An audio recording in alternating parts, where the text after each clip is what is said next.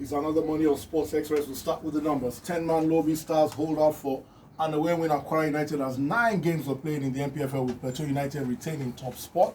Enyimba falter in the first leg of their last 8 CAF Confederations Cup tie against Horoya. Nigeria's female tennis player Funke Oshonaike becomes the first African woman to qualify for 7 Olympic Games. Bayern put 6 past Hoffenheim to stay top of the Bundesliga in a game with a bizarre ending. Novak Djokovic makes 5 straight wins at the Dubai Tennis Championships. Liverpool still require 4 wins to lift the Premier League after the unbeaten streak came to a screeching halt following a 3-0 loss to Watford. It's now 3 Carabao Cups on the Spain for Man City. Real Madrid top El Clasico with a 2-0 victory over Barcelona to lead the La Liga by just the 1 point. And this is your number 1 sports show on radio. My name is Dick Jomoto. Welcome to Sports Express, brought to you by MTN. Sensational weekend of sports we had, especially on the football field. But we'll get to that in another 5 or 10 minutes. For now, it's international newsreel, and Nigeria's Funke Oshonaike is a history maker. Let's listen to Kingsley Akpan. Thanks, Deji. We start off from table tennis, just like you've mentioned. And former African table tennis champion Funke Oshonaike, Offiong Edem, and Olajide Omotayo have all booked a place at the Tokyo 2020 Olympics after an impressive outing at the qualification tournament in Tunisia. Oshonaike's feat makes her the first African female athlete to qualify for 7 Olympic Games, edging Mozambican track legend Maria Mutula, who she shared 6 appearances at the Games with, but on level terms with compatriot Segun Toriola, who also has 7 Olympic appearances. Meanwhile, Africa's number 1 table tennis player Aruna Quadri is yet to book an Olympic spot after failing to show up for his 3rd game against Tunisia's Adam Hemam in the qualifiers due to an injury, but the ATTF president Khalid El Sali has revealed that Quadri, despite the withdrawal, is Tokyo bound based on his world rating. To tennis, world number 1 Novak Djokovic showed class to dispatch Stefanos Tsitsipas in the final of the Dubai Tennis Championships on Saturday. The 17-time Grand Slam champion extended his winning streak to 21 matches after beating the Greek second seed 6-3, 6-4 to clinch his 5th Dubai title. Elsewhere, top seed Rafael Nadal did not lose a set all tournament as he blew away Taylor Fritz 6-3, 6-2 to pick up his 3rd Mexican Open title on Sunday, joining the likes of David Ferrer and Thomas Muster as the only players to win at least 3 singles titles at the event. And to the ladies, Heather Watson beat Canada's Leila Fernandez in the final to claim the Mexican Open on Sunday. The Briton withstood a 2nd set fight back to beat Leila 6-4, 6-7, 6-1 for her 4th career title. And to boxing, Deontay Wilder vs Tyson Fury 3 is set to go down after Fury's US promoter Bob Arum revealed that he has been formally notified by Wilder's team for a rematch. The pair drew their first fight in 2018 before Fury claimed the WBC heavyweight belt after stopping Wilder in the 7th round on February the 22nd, and Arum has stated that the bout will be before the Olympics in July with the rematch clause triggered. To golf, South Korea's Sung Ji Im shot a final 4 under 66 to win the Honda Classic ahead of England's Tommy Fleetwood, who led into the final round but was unable to see out victory over the weekend. And finally, in athletics, Ethiopia's Kenenisa Bekele produced an awesome display to break Mo Farah's course record after winning the London Half Marathon on Sunday. Bekele took 1 minute 18 seconds off the record set in 2019 by Farah after posting a time of 1 hour and 22 seconds in London. Thank you very much, Kingsley. We go to the NBA now. Results of some matches played. Milwaukee Bucks defeated Charlotte Hornets 93-85. Giannis 41 points, 20 rebounds, 6 assists for the Bucks. Dallas Mavericks dazzled Minnesota 111-91. Los Angeles Clippers got the better of Philadelphia 76ers 136-130. Kawhi Leonard 30.6 rebounds and 3 assists for the Clippers. Denver Nuggets defeated Toronto 133-118. Nikola Jokic 23 points, 18 rebounds, 11 assists, triple-double in that one. Sacramento Kings down Detroit 106-100. Washington Wizards defeated Golden State 124-110. Everybody's beating Golden State. And LA Lakers, the battle of the young Turk and the established veteran. 122-124. LA Lakers defeated New Orleans Pelicans. Zion Williamson had 35 points in that game, but hey, the big man himself, LeBron James, responded with a triple-double, 34 points, 12 rebounds, and 13 assists. It looks like any matchup against these young Turks brings the best out of LeBron. Yes, he tends to do it all the time. It's like, hey, this is still my territory. Yeah, yes, it does. I think they faced off twice now because the first 2 times they played, Zion was out of condition. Injured, yeah. But the last 2 times they played, both of them really played. There was one sequence in this game where Zion threw down a dunk. I think he faked Caruso out of the way and put a dunk up right in front of LeBron James. LeBron in the next play drilled a three-pointer from way downtown. He just pulled up on a dime and drilled it. I mean, that sequence back to back, and I think he got game and got game too. But look, the good thing for the NBA is that as we see a set of legends leaving, there's a transition. The excellent transition. The Zions, the Tatums, the Luka Doncic. These are the generation. I think the NBA, the future is safe. In good hands. And a point of note, buddy, going to Houston Rockets now, Westbrook and Harden averaged 30 points plus in February.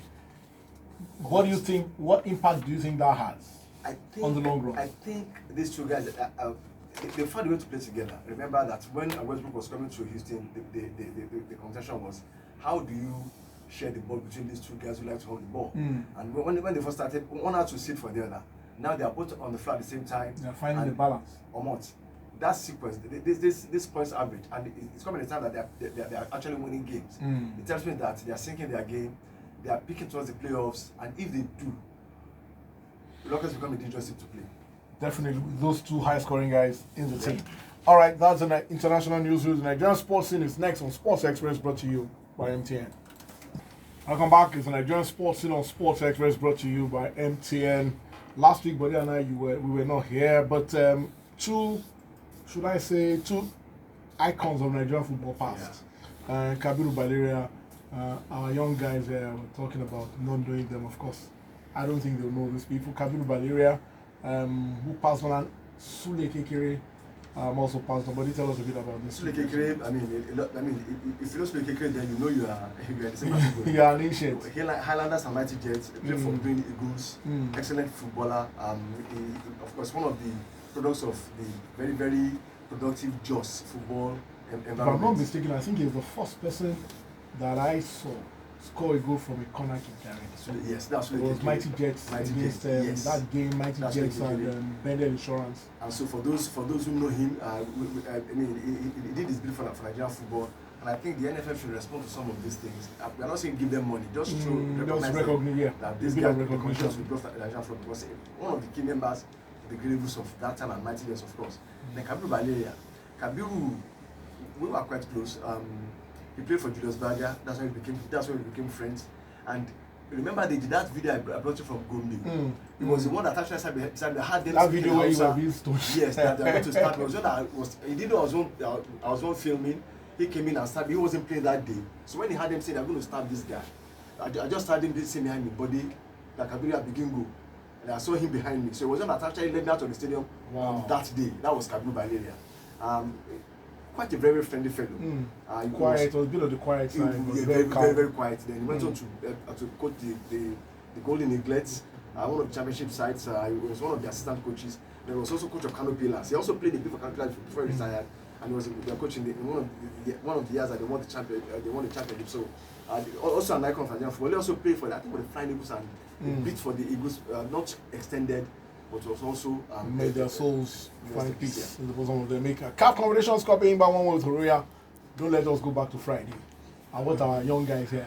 Did you remember when this draw was made? When this draw was made, you said here that Horoya will likely to knock Enyimba out. Well, Enyimba still has a chance. Of course, they have a chance. Enyimba won with Horoya. It's just that, see, if you it's know, not the kind of result you want from your homeland. No, and if you know the history of African football, Guinea is not the place that you can go and get the result anyhow. And Horoya, they are not there yet, but they are getting close to the Horoya that we were afraid of that time. They play good football, they are comfortable home or away, as they showed against Enyimba. Enyimba should have won that because Victor Bama had a late chance, but they could have equalized and gone ahead if they are taking their chances. Now, the two of them, the ties on the ninth edge, yes. Both of them are capable of scoring goals anyway, and so I look forward to it, but I think Enyimba. NPFL results: Kwara United 0, Lobby 1, Lobby reduced to 10 for much of that game, so that's a terrific result for them. Abel 2-1 over Aqua, Rangers 2-0 over Adamawa, Hadland 0, Rivers 2. We hear all kinds of unsavory stories surrounding that game as well. Ifeanyiba 1, MFM 0, Pillars 2-0 over Takada, Plateau 2-1 over Jigawa, Warri Wolves 3-0 over Sunshine, Wiki 1, Nasarawa in 30 seconds. Which Lobby and Rivers United. Rivers now moves to second place. Lobby and third, but they're separated on goals difference. Now that 4-0 that Lobby suffered away, that's their albatross now. There are 2 goals behind Rivers United because both of them won away. So they will have thought that you win out, but now both of them go home. Now it's now a game of who blinks first. Plateau on 40, Lobby and Rivers on 39. It's top 3 separated by 1 point. Who blinks first? Very interesting. Thank you very much, buddy. We'll return with the World Soccer Report after the break. Back is the World Soccer Report on Sports Express, brought to you by MTN. Bolu Omoni is here. I nearly said Bolu Omoni is here for this segment. We go straight to the BS game of the weekend with all due respect to everybody else. That is in the La Liga. The first result from other matches played, Mallorca 0, Getafe 1. Sevilla 3-2 over Osasuna. Sevilla led 2-0. 10-man Osasuna brought it back to 2-2. But hey, Sevilla got a goal at the death to win that. Bilbao 1 over Villarreal. Espanyol 1-1 with Atletico. And Real Madrid 2, Barcelona 0. First half, I was afraid both teams were going to give us another goalless draw like they did last time. But in the second half, Real Madrid wanted it more. They were passionate, they were hungry, they won all the second balls. And I'm not surprised they won that. I think they, on the battle of even the second half alone, I think Real Madrid deserves this victory. First off, Vinicius, thanks to Ronaldo for the words he gave to him during them at halftime. But like I said, I think it's more like, let's look at the tactics of both managers. Kike Setien has been playing 4 defensive-minded midfielders like their last 3-4 games, but they've been winning, especially scoring 5 against Ivan. People felt, when we have Messi, we have everything. They did it in the Champions League. I thought they struggled until it changed. The same thing against Real Madrid. Real Madrid just went for the normal, 4-3-3 with Isco being the free man, and it was clear. The biggest surprise for me was Marcelo starting that game. I thought Mendy has been doing well. But I think he decided that what he gave to the team on the front foot was very, very important to put Barcelona. Yeah, Madrid have scored more goals per minute with Marcelo than with Mendy. So he felt, let's try and outscore, and it was clear yesterday. Vinicius, the first half, he kept getting to positions. I kept trying to pass. And I was like, hey, try and shoot. And the first time he decided to, hey, let's have a go, he scored. Yeah, in terms of confidence, Vinicius has it. The only problem he has, it's when he gets to the 18 yard, he tends to probably miss it. But yesterday, like you rightly said, let me give it a shot. Yeah, you can say thanks to deflection, but if he didn't shoot, the deflection. And we always teach them to forget, he's still only 19. He's still only 19. So, fair beat to Real Madrid, 2-0 winners over Barcelona, and they're now 1 point ahead of their rivals in the title chase. Let's go to the other leagues. Ligue 1, PSG defeated Dijon 4-0, Monaco 1-1 with Reims, Nantes 0, Lille 1, Nîmes 2, Marseille 3, Lyon 2-0 over Saint-Etienne. Bundesliga, Dortmund 1 over Freiburg, Leipzig 1-1 with Leverkusen, Hoffenheim 0, Bayern Munich 6. This game ended in a bizarre fashion. The Bayern Munich were leading, Hoffenheim fans came up with the banner, abusing the Hoffenheim owner and his mother and all of that. And the last 10 minutes, the two teams decided to just pass the ball amongst themselves. Interesting stuff. 2 high-scoring games in the Serie A. Cagliari 3, Roma 4, Lecce 2, Atalanta 7. This game is team. I think this is the third or fourth time they score 5 or more goals. And only PSG and Bayern have more league goals than them this season. Across Europe. Fantastic. Napoli 2-1 over Torino, Lazio 2-0 over Bologna. 5 games. I think 5 games were postponed in the Serie A because of the coronavirus. And now to the Carabao Cup. Aston Villa 1, Man City 2. Aston Villa, where's Body? He has disappeared. But Aston Villa got the performance, but the quality of Man City just showed through in the end. And they had to hang on with that terrific save by Bravo. But hey, Man City, maybe slightly the better side on quality. But you can even say they were fortunate. The second goal City scored was meant to be a goal kick, but that was given a corner for Man City. But I didn't expect Aston Villa to come up with such good fight. They started the game on the high. The first 5 minutes, they could have gotten a goal or 2 against Man City. But when City settled, you feel like they will score more. But immediately, Aston Villa got a goal by Samata. Yeah, well, like the commentator said, stones crumbled. After that, Aston Villa stepped up. But like you said, the quality of City still showed. They tried to balance their midfield and defense. Okay, let's go to the elephant in the room, because if we don't mention this one, Bournemouth 2-2 with Chelsea, Norwich 1-0 with Leicester, Everton 1-1 with Manchester United, Tottenham 2 Wolves 3, and Watford 3, Liverpool 0. Who would have thought that is Watford, of all people, with all due respect, second from bottom, that will bring Liverpool's unbeaten run to such a screeching halt? Not 1-0, not 2-0. Exactly, it wasn't a fluke. all the goals came in the second half, and they could have scored more. Even Sarr could have gotten a hat-trick. Yeah. Missed. It showed well, nobody sits at the top, nobody reigns forever. I'm sure Arsenal fans celebrated that win even much more than their result. Good game. I didn't see the first half. I came from Owambe and I switched on goalless. Well, let's see what happened. And they started getting in the goals. They could have scored 3, they could have scored much more. But good game of football for them. Now, no more invincible. That's the beauty. And no goal. That's the beauty of football, actually. That's the beauty of football, the unpredictability. You never know what's going to happen on scripted drama. Yeah. All right, that's our show. And of course, our moment of the weekend is from the Premier League. As second from bottom, Watford sensationally ended Liverpool's impressive unbeaten run with a shocking 3-0 spanking at Vicarage Road. Liverpool will still win the league, but Watford had their day in the sun. My name is Dave Jomoto. Thanks for your time. Good morning.